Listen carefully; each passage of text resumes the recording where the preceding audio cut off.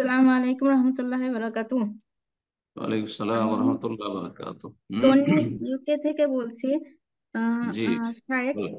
সালাতে আমি অনেক ছোট ছোট সূরা, 5টা 7টা সূরা পড়ি একসাথে।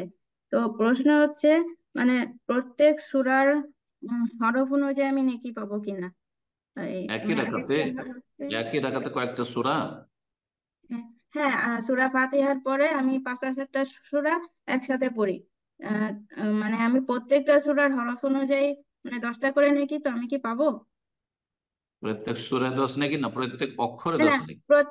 প্রত্যেক হরফে 10টা করে নাকি জি পাবো? জি জি। ওটা তো পাবেন, কিন্তু মাসলা হচ্ছে যে একই রাকাতে একাধিক সূরা পড়া নবী সাল্লাল্লাহু আলাইহি ওয়াসাল্লাম সাহাবাদের সুন্নত নয়।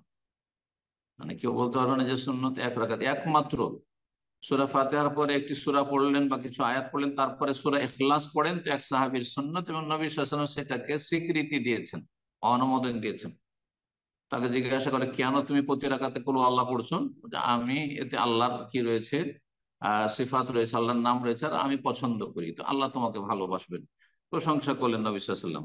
এটা করা যায়, কিন্তু আপনি ধরেন শুরু করলেন সূরা হুমাজা, তারপরে সূরায়ে ফিল, তারপরে সূরায়ে কুরাইশ, সূরায়ে মাউন, 4-5টা সূরা সূরা ফাতিহা একই রাকাতে, এটি সুন্নত নয়, সুন্নতের খেলাফ। তবে কেউ জায়েজ বলেছেন, ওলামা বলেছে জায়েজ আছে, কিন্তু উত্তম নয়। উত্তম নয়, উত্তম হচ্ছে আপনি আর একটু বড় সূরাগুলি পড়েন।